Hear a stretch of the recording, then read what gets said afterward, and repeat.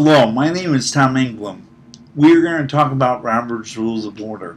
Robert's Rules of Order is a set procedure for conducting a meeting. We are going to discuss how to make a motion, the proper format of putting a motion in place, how a motion should be seconded, the various types of motions, and how it will make you more efficient at conducting the meeting. If you learn 20% of Robert's Rules of Order, which is the video that we are going to discuss in great detail with you now, it will make you more productive as a manager as well as a board as a whole. Before we begin about Robert's Rules of Order, let me tell you about my background. I have approximately 20 years of association management in Chicago. I supervised over 4,000 units and had 17 managers work for me. During that time of being a supervisor, I continued my education at CAI, acquiring the credential of CMCA, AMS, and PCAM. I serve on 3 CAI chapter boards consisting of Minnesota, Illinois, and Michigan. Very interesting topic. Let's begin with some information based on where Robert's Rules of Order began. It initially began with Henry Robert, who wanted to deal with a protocol and procedure that would be in place for dealing with procedures of traditional rules and customs that would be available in the civilized world that we live in today. It began early in history in ancient times with the Greeks, and as evolution occurred, it went into the English Parliament and proceeded from there.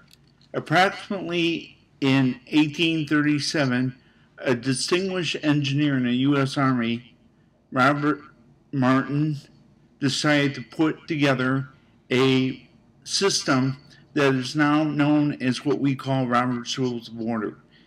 He wanted to deal with situations in the Army that would give a procedure and protocol based on proper information. When he originally began his design, he had a vision of it being approximately 50 pages. But with all the parameters that he wanted to install within the procedures, it surmounted to 176 pages. After Robert's death, his grandson pursued his dream of following Robert's Rules of Order. Today, that version is now 669 pages in length. Something that I always comment on and say, if you ever have issues with sleeping, grab a book of Robert's Rules of Order and read that. I guarantee you it will put you asleep very fast.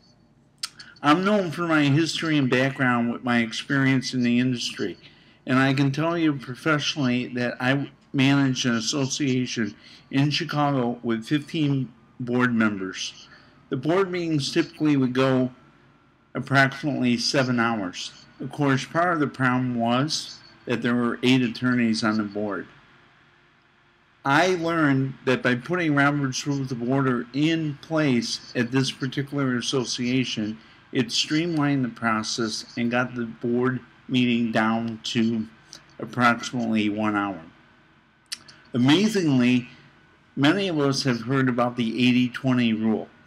80% of Robert's rules will not be used only in the manner of 20% of the time.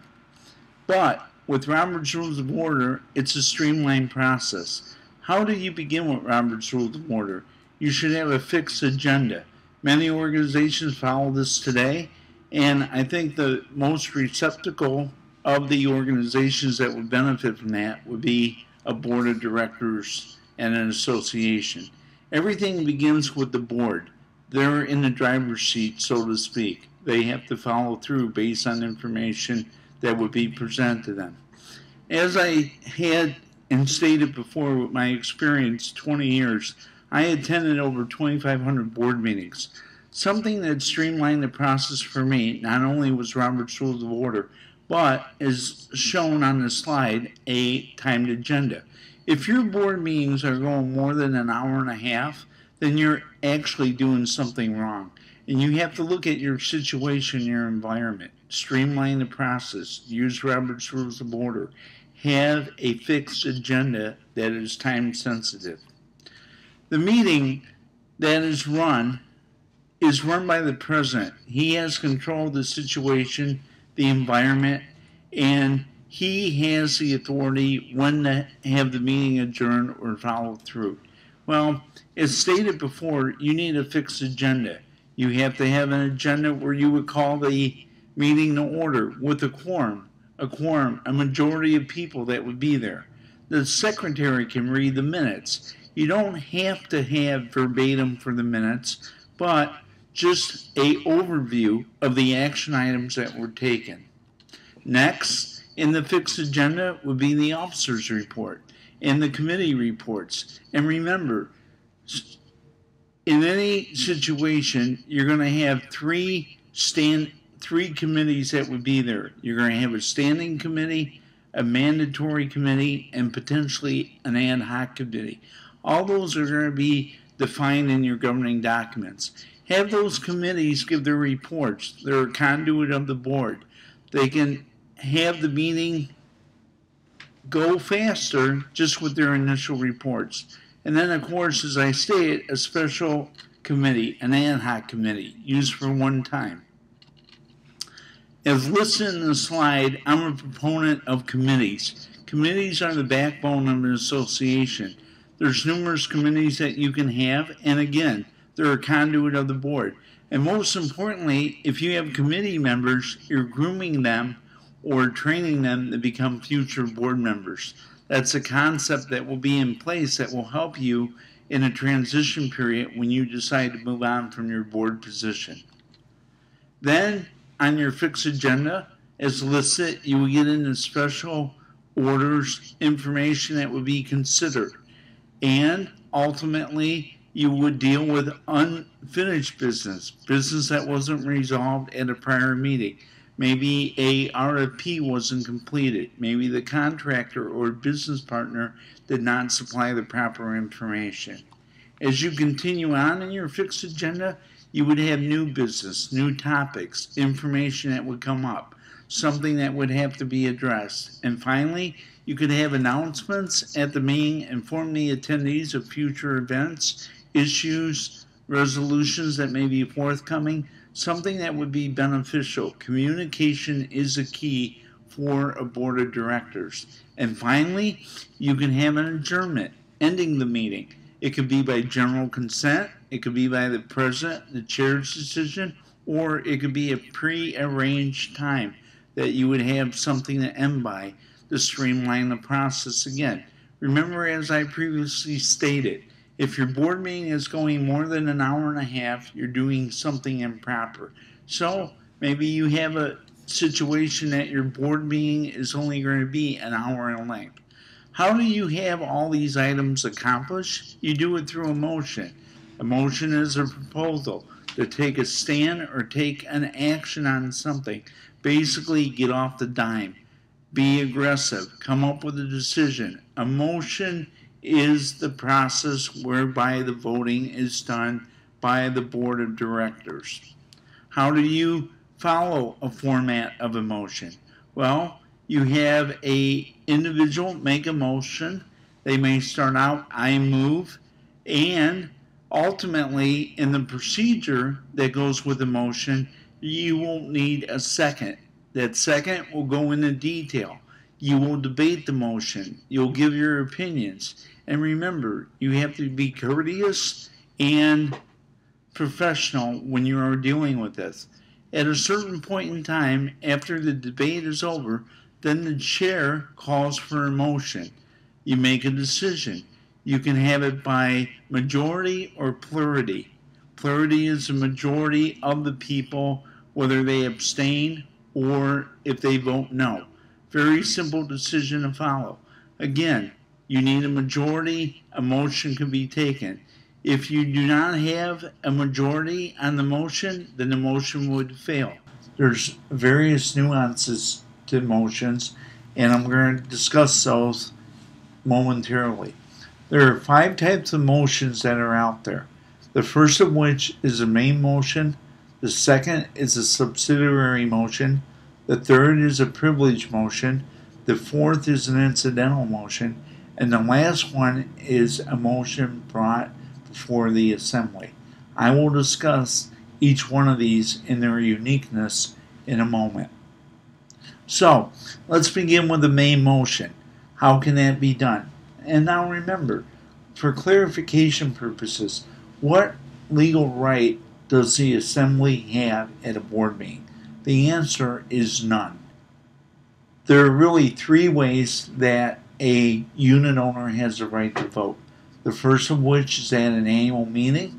The second is potentially to remove a board member.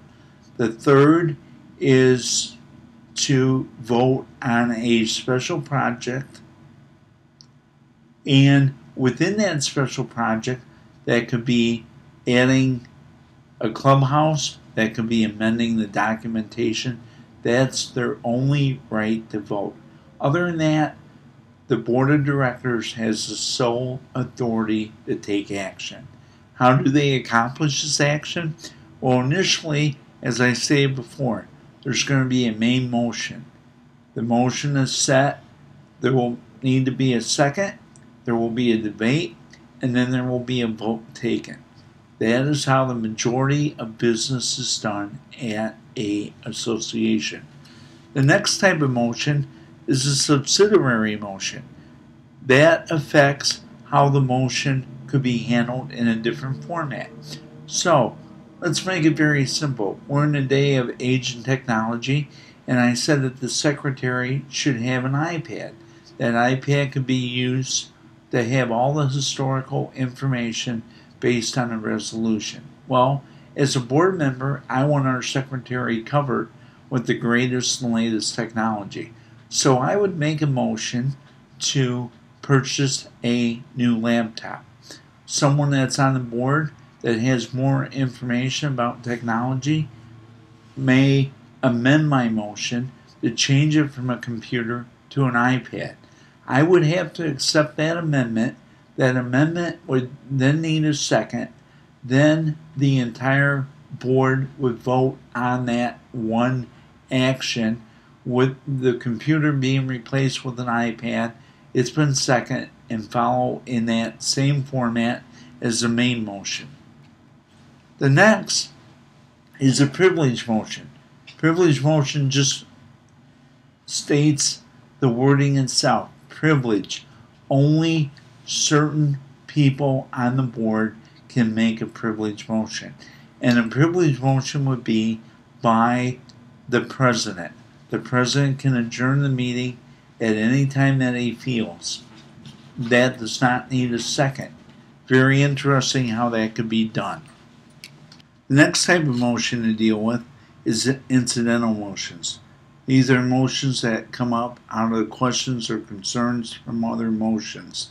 So you could be talking about the pool rules and regulations, and maybe during that time you would create another motion that would follow through on changing the pool hours. Incidental, arising out. The last type of motion is a motion to bring a question before the assembly. Something that would increase their assessment, pending litigation. Very simple. It's not difficult to follow these. If you understand these 5 motions, it's a streamlined process for the organization. Let's discuss a little bit about how motions should be done. How is a motion done? Well, if you follow the set agenda and the procedure that's put in place, you would vote accordingly based on how those items come before the board at that particular time. It must be present, it must not be frivolous, it's got to be reasonable, it's got to be acceptable, very set format that would be in order. Robert's Rules of Order was to create everything in a professional environment, conduct a meeting legally, and you have to give people that are making motions the time, the opportunity to present their case. You should not interrupt people during the process. Let them consider. This is why the chair is there to follow the meeting and the format. Typically, as I stated before, the majority of motions need to have a second. The second is concluded, then you go into the debate. The debate can be as long or as short as the chair or president desires. At that point in time,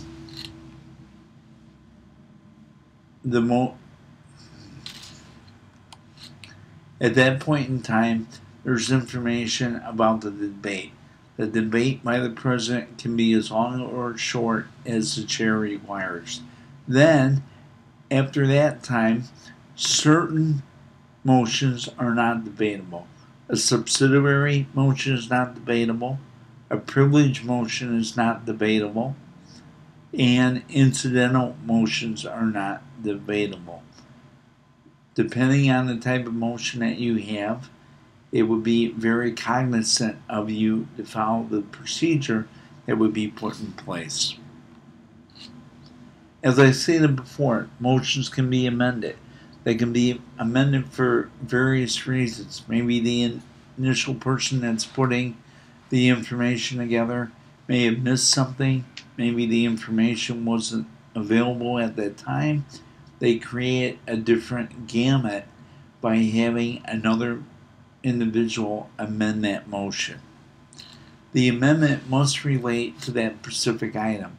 They can not go off on a tangent and go into a different area that would follow through.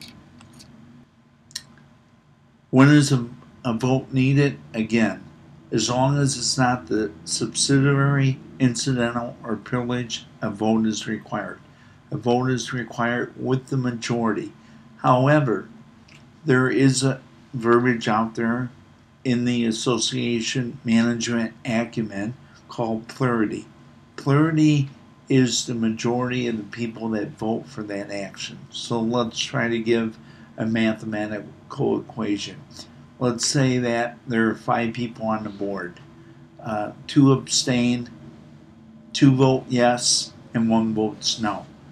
By abstaining, that counts as an either yes or no, but it counts in the sum or total.